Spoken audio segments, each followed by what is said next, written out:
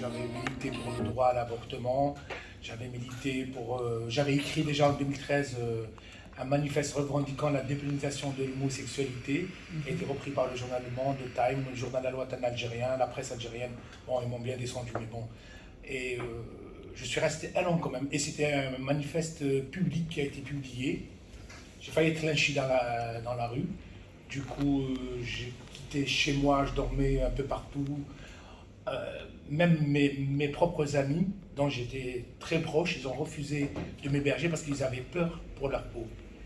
Donc, à l'approche des élections Bouteflika, c'était l'année 2013. Elle a été publiée le 4 septembre 2013. Et moi, j'ai quitté avril 2014, un an plus tard. Et après, j'avais fondé avec des amis intellectuels, artistes et journalistes le mouvement Baraka, qui veut dire ça suffit, au 4e mandat de Bouteflika. Et là, ils ont pris des photos personnelles de mon Facebook. Ils ont fait des photomontages à la télévision publique d'État. Et il est passé en boucle. Zach Ousmane veut faire de l'Algérie comme la deuxième série pour imposer le mariage pour tous. Tout un truc. Et puis, ils ont fait appel à mon lynchage public. Bien, il y avait un mufti salafiste connu, il y avait un parti intégriste. J'étais recherché par eux aussi. Donc, du jour au lendemain, j'ai pris un billet, j'avais le visa et j'ai quitté l'Algérie. Et qui t'a soutenu pour avoir le visa? Non, j'étais soutenu, il y avait... Tu avais comme soutien l'ambassade de France. J'avais l'ambassade de France et quand je suis arrivé ici, j'avais une lettre de recommandation de l'ambassade de France, le président du groupe Arte, tout ça, parce que quand j'étais en Algérie, il y avait beaucoup de journalistes de l'international. Quand on disait le droit des femmes ou la question LGBT, ils étaient orientés vers moi. Bon, il n'y avait pas que moi, mais eux, ils envoyaient à moi. Et voilà, moi, je témoignais à visage découvert. Je prenais un grand risque à l'époque. Et bon, ce n'est rien par rapport à ceux qui ont donné leur vie, malheureusement, durant la décennie noire. Moi, je suis rien par rapport à eux. Mais j'estime peut-être que j'avais fait ce que je pouvais faire. Ouais. C'était de... Et je l'ai payé très cher. Très cher, c'est-à-dire de ne plus retourner là-bas. Voilà. Et depuis, ma mère, elle a pu venir me voir la dernière fois, c'était le 16 septembre 2016. Voilà. Je n'ai pas vu ma mère depuis... Voilà, depuis presque 6 ans, ouais. Non, plus, 7 ans, ouais. 2016. Ouais, 2016. Et ma mère, elle a 87 ans. Voilà. Et aujourd'hui, ouais, la liberté, ça s'arrache. Ça ne se fait pas sur un plateau d'argent. Et je le paye cher. En fait, la décennie noire, parce que moi, c'est une histoire quand même qui fait partie de la communauté queer. J'aimerais bien savoir comment les personnes LGBT, pendant cette période-là, ont vécu. Là où j'ai raconté en deux. Oui. Je donne 3 exemples. Il y avait une femme trans, il y avait deux homos. Parlons du disque que tu veux, vas-y. Parlons un peu de la communauté LGBT pendant la décennie noire. Je me souviens, bon, en pleine décennie noire, en fait, il y a un paradoxe. Il y avait à 3-4 km d'Alger, centre, c'est Benakloun, il y avait un parc d'attractions, et à l'intérieur, il y avait une boîte de nuit 100% gay. C'était en quelle année? 1996, j'avais 16 ans, c'est un ami qui m'a amené là-bas. Ça ouvrait à 13h et ça fermait à 18h30, c'était des après-midi, mais il y avait des femmes trans, il y avait des drag queens, des homos, des lesbiennes. C'est pour la première fois, j'étais ado, j'avais 16 ans, et j'arrive et je découvre, je suis pas le seul PD finalement. Et il y avait de la musique, ça dansait, ça flirtait, on se croirait au marais il y a 5 ans en arrière. Je me suis dit, putain. Bon, aujourd'hui, quand il est arrivé Bouteflika en 2000, en 99-2000, elle a fermé en 2002, sous Bouteflika. Et pour savoir que la régression qui a eu lieu en Algérie, en pleine décennie noire, en plein terrorisme, quand des policiers se faisaient assassiner, des femmes voilées se faisaient assassiner, etc., il y avait une boîte gay en plein Alger, quoi. Et là, 20 ans plus tard, il n'y a rien, bien au contraire.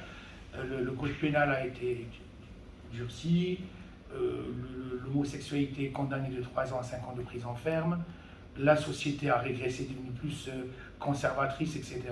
Tu connais des gens maintenant en Algérie qui sont condamnés pour homosexualité? Ben, en ce moment, à Marseille, il y a 15 jours, Dila Walid, il est venu d'Alger.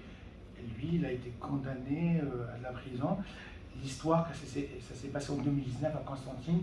L'histoire elle est passée à la télé, elle a fait l'international. Ils ont été accusés de mariage gay entre deux mecs. Mais en fait, c'était pas vrai. Il y a un gay qui a acheté un appartement, il a fait une crémaillère. Il avait invité des amis gays, des lesbiennes, des hétéros, de tout. Et les voisins, ils ont dit qu'il y a un mariage gay. Ils ont inventé cette histoire. Et ils ont tous été arrêtés. Même parmi ces invités, il y avait une policière avec eux. Tous, ils ont été condamnés, frappés, et lui, deux ou trois, ils ont été violés au commissariat par la police. Et il est là, il est en procédure de demandeur d'asile, on va l'accompagner. Ok. Voilà. Bah, il a quel âge? Je crois qu'il a 33 ans. Tu es au courant? Féministe, ma première manifestation, j'avais 14 ans, c'était en 1984, mars 1994, c'était la fameuse marche des femmes algériennes à visage découvert. C'était en jupe courte, c'était des... Tu vois, s'habille comme les Françaises, à l'occidental, on va dire. Ma mère m'a amené avec elle, on a manifesté devant le siège des droits humains à Alger, à 1 kilomètre de la présidence de la République. Nous, on voulait monter jusqu'à la présidence, et il y avait les CRS, l'équivalent, la police, etc. Ils nous ont pas laissé... Les femmes à l'époque, il y avait Khalida Messoudi, il y avait des grandes figures du féminisme algérien. Une immense corde, on a mis des costumes et des pantalons, on les secouait pour leur dire, les islamistes, ils ont baissé vos pantalons. Et vous, les politiques, etc., vous ne voulez pas abroger le code de la famille en Algérie qui laisse les femmes en Algérie, il faut savoir qu'elles sont mineures à vie.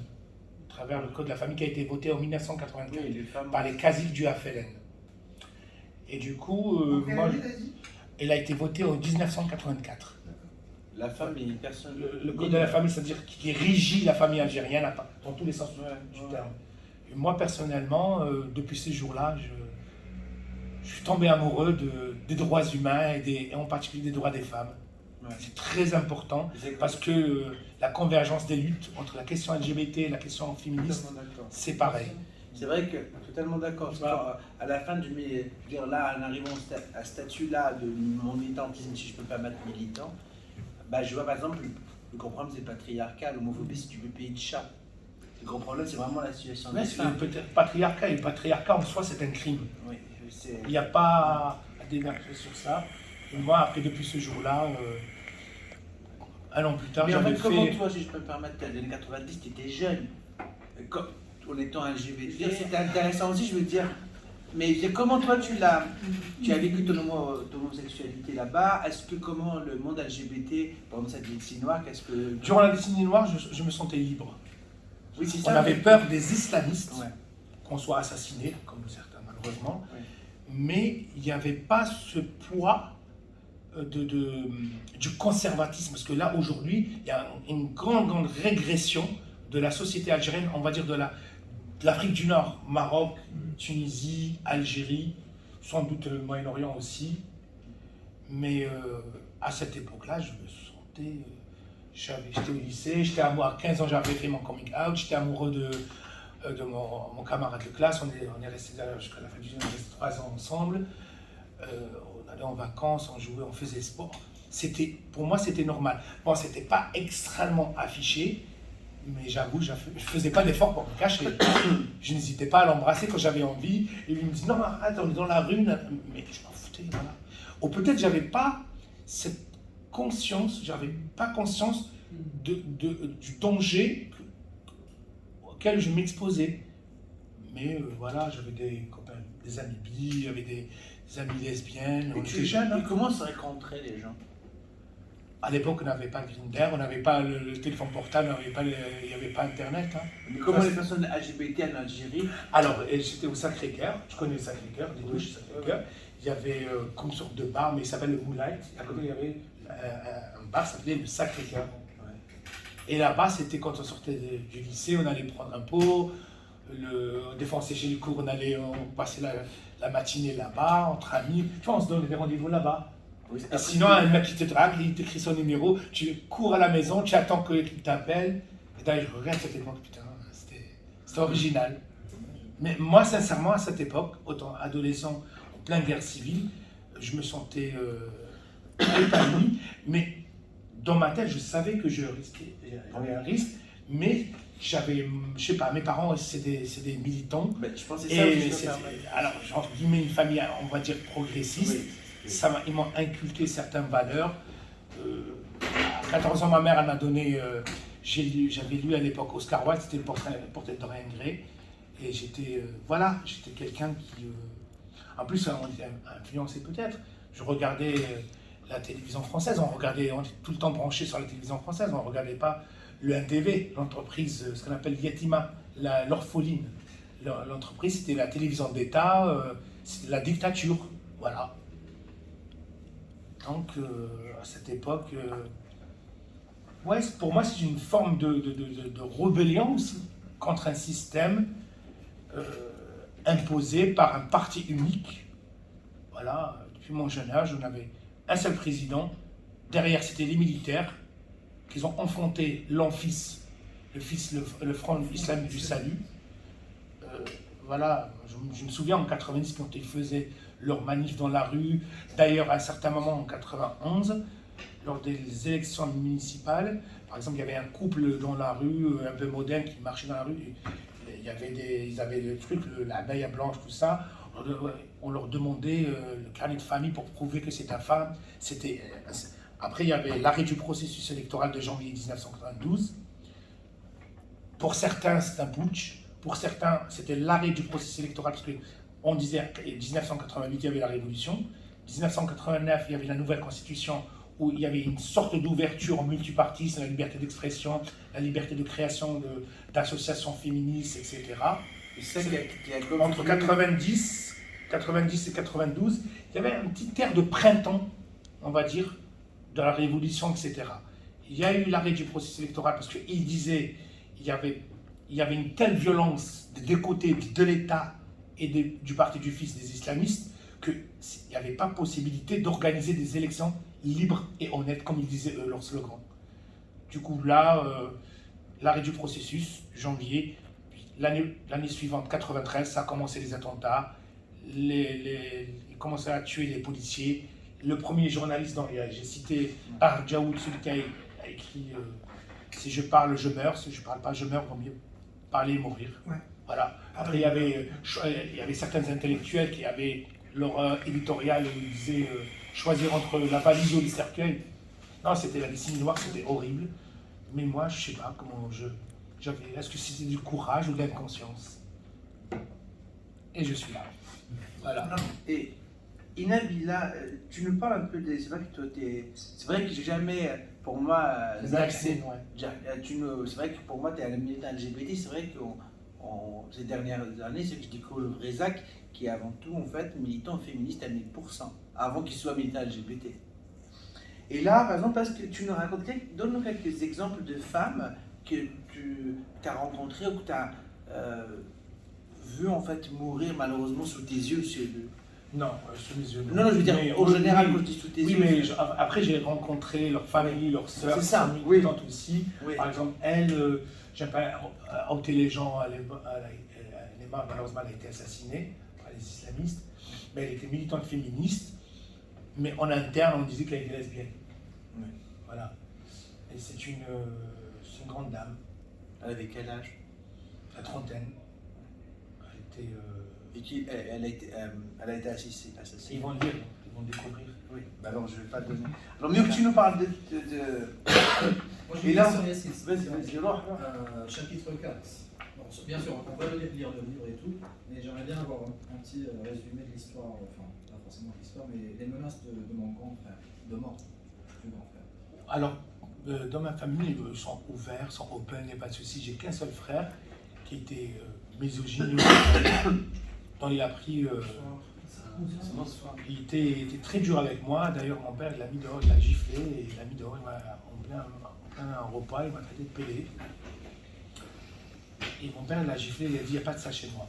Il a dit, si ton frère est gay, ou que tu le protèges, c'est toi qui l'enfonce. Et mais à part qu'il subit la violence à l'extérieur, je ne veux pas... Et ce jour-là, il n'a pas... En 2004, quand mon père est décédé, il y a eu un conflit, tout ça. Tu vas me découvrir dedans. Voilà, en gros, ouais, il a pris une claque. C'est très rare, hein. C'est justement, Dans c'est ces rare. sociétés. Bah, c'est ça, quoi. Ouais. C'est énorme, quand même. Voilà. Malgré tout ça, tu as eu quand même un peu de chance, on va dire, d'avoir tes deux parents. Et après, avec mes parents, oui, ils m'ont pris comme je suis, etc. Mais moi aussi, j'ai fait des efforts, j'ai expliqué, j'ai pas été brusque. Voilà, j'ai été, voilà, fallait préparer le terrain. Mais parlons un peu là aussi, parlons un peu des femmes pendant cette période-là. Est-ce que toi tu trouves que être LGBT et automatiquement les personnes LGBT c'était les personnes les plus engagées dans le militantisme en Algérie pendant cette décennie-là? Parce que toi tu me parles de cette fille-là qui est peut-être LGBT, Ouais, qui il est y lesbienne. avait beaucoup aussi de gays ou de lesbiennes. Oui. Ils étaient dans le militantisme féministe. Politique. Et surtout, on était tous et toutes engagés Ouais. déjà contre les terroristes islamistes et contre la dictature en même temps. Cet engagement a fait qu'on s'en rencontrait dans des lieux en cachette. Moi j'étais petit, j'accompagnais tout le temps ma mère quand j'avais l'occasion. Et après, il parlait, mais ça se voit. Mais il disait pas ouvertement je suis lesbienne ou je suis gay, etc. Oui, bien sûr. Mais voilà, tu comprends les codes, Bah oui, c'était oui. c'était clair. Mais ils étaient engagés, ils prenaient un risque. Et ils se faisaient assassiner. Devant la Au fac, fait, devant... Quand ils se retrouvaient, par exemple, l'enterrement de tel intellectuel ou telle personne, la voisine est morte, etc. En plein temps l'enterrement, au cimetière, ils se posaient la question, ils se regardaient, demain ça va être à qui le tour? C'était comme ça. Et quand on empruntait un chemin, le chemin du retour, il faut changer d'itinéraire. C'était horrible, c'est indescriptible. Je l'ai écrit, on l'a écrit ensemble, je le raconte aujourd'hui, mais j'arriverai jamais à décrire la chape de plomb qu'il y avait sur nous à cette époque-là. Par exemple, je donne l'exemple d'une voisine, une femme mari divorcée, elle avait 5 gosses, elle était comptable à l'UNACO. Comment j'explique ça? L'UNACO, c'est une entreprise publique. C'est comme l'île de l'Hnaya. Non, c'est au fait, par exemple, Café Grand-Mère, on va dire. Mais c'était société publique Ah oui. qui produisait le café et tout ça. Avant, Elle était comptable. Et quand les islamistes ils ont gagné aux élections municipales, ils sont accaparés de la responsabilité de l'entreprise, etc. Eux, dans leur truc, ils disaient oui, nous c'est le progrès, nous on va éradiquer la corruption du FLN, du parti unique, ils ont tout volé, nous sommes des gens, on s'inspire de la religion, on est droits, il n'y a pas de corruption avec nous. Donc ils ont pris les mairies et un petit peu de responsabilité, ils ont commencé à reproduire le même schéma que eux-mêmes dénonçaient du parti unique, le FLN, Front National Libération. Ils ont commencé à faire de la magouille, etc. Elle était comptable, elle avait découvert des choses. Du coup, ils ont inventé une rumeur.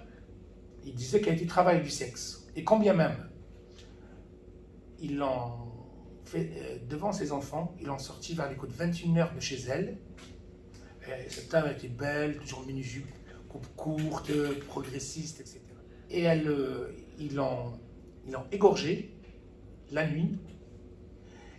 Et ils ont fait le tour de la ville, de son corps, sans sa tête, attaché à la voiture. Et le matin, ils l'ont jeté, ils ont trouvé que sa tête sur la place publique. Oui, ça c'est... Ça, c'est un exemple, c'est ce qu'il faisait le terroriste du fils. Voilà. C'est comme l'époque en Afghanistan avec les moulins. Aujourd'hui, ils sont de retour. Voilà, en Syrie, en Iran actuellement. Oui, en Afghanistan, Voilà, avec les voilà. talibans, oui. Voilà, moi j'avais un ami, c'était ça, c'était un cas, je parle de lui, un ami et proche de la famille aussi. C'était le cousin de ma belle-sœur, il était homosexuel.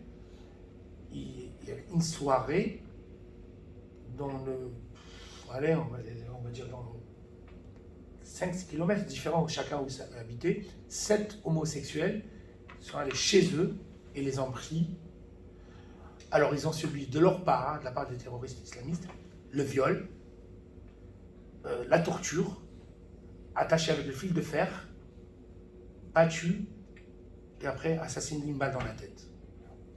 Alors lui, il s'inspire de la religion rigoriste, fasciste, etc., où, pour lui, l'homosexualité, c'est l'un des plus grands péchés. En revanche, avant d'assassiner l'homosexuel, parce qu'il est un homosexuel, il le viole, bien sûr. Bien sûr. Le viol, c'est une culture de punition chez eux. Après, j'ai consacré ma vie, 34 ans de ma vie, même aujourd'hui, hein, même que je suis arrivé en France en 2014, je commençais à militer, j'ai écrit avec Tétu, j'ai fait le Tintin devant l'ambassade de France. Ça a fait la une à l'époque, il y avait le... Mais c'est genre limite un syndrome de Stockholm. Enfin, tu vois ce que je veux dire? Non. Non, mais Oui, mais j'ai consacré ma vie à ce pays de- parce qu'il vaut le de mon coup. œil. Il vaut le coup. Parce que ce n'est pas des minorités intégristes violentes qui vont m'interdire ou m'enlever, m'arracher mon amour pour la terre qui m'a vu naître. Cette terre m'a donné... Moi, j'ai toujours dit, j'ai connu un seul grand amour dans ma vie, c'est ma mère. Après, c'est l'Algérie. Même sur l'appartement à Marseille, C'est fou, hein. il habite dans un appartement. En fait, il est sur... tu vois tous les bateaux qui vont au bled. Face à la mer, c'est Algérie Ferry qui Algérie accoste Ferry. chaque matin avant de Mais partir Sur au sa travail, je pleure et fenêtre, après je t'as rentre. le bateau pour le bled. Non, mais C'est pas, pour moi, c'est pas du patriotisme, je sais pas, c'est de l'amour. J'avais, Oui. c'était avant que je le fuir, c'était avril, le 16 avril, le 17 avril, c'est les élections. 3 jours avant, j'avais, avec le mouvement Barakat, j'avais pour opposition au 4e mandat. Tu J'ai peux une expliquer pancarte. Explique-leur le mouvement là. Barakat, ça veut dire ça suffit. Ouais. Ça Mais veut c'est dire- qu'il est né en quand? Quelle année? C'était février 2014, on a fondé le mouvement pour s'opposer. Mais après, moi, 99 et 19 ans, 20 ans, déjà j'avais écrit mon premier article dans un journal qui est l'équivalent de l'UMA, où j'avais écrit le truc, on s'opposait à Bouteflika parce qu'il était ministre dans les années 60-70 de Boumedienne. Il était le plus jeune ministre de la République algérienne, il était ministre des Affaires étrangères, mais c'était un corrompu, il faisait partie des... C'est lui d'ailleurs qui a fomenté avec Boumedienne le putsch de 1965 contre le premier président Ben Bella de la République indépendante algérienne. Donc, il avait un passif très très noir, corrompu, dictateur, etc. Donc mes parents le connaissaient. Donc quand les militaires ils l'ont rappelé après l'avoir jeté dans les années 78 au décès de Boumedienne, en 78, ils l'ont fait rappeler en 99. Ils avaient fait leur plan, leur projet de réconciliation nationale avec les islamistes. Il fallait ramener Bouteflika un bon orateur, un bon diplomate, pour remettre la réconciliation. On oublie le passé, les morts qui sont morts, c'est pas grave, on avance. Il y avait un livre en Algérie qui s'appelle la paix des cimetières, par rapport à la loi sur la réconciliation nationale. 99, non? Ça, je parle de 2004. Ah, pardon, 2000. La loi sur l'amnistie, c'était en 2004. D'accord. Mais ils ont ramené Bouteflika pour ça. Voilà. Du coup, moi, je me rappelle en 2014 que j'avais la pancarte avec mes camarades et tout ça.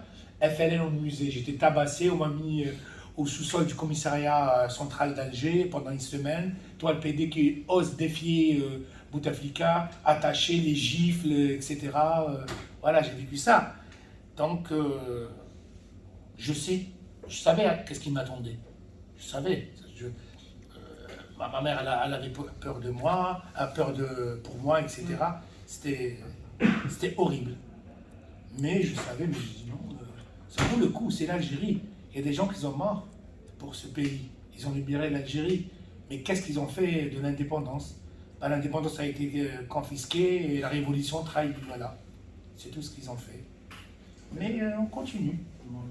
On garde espoir.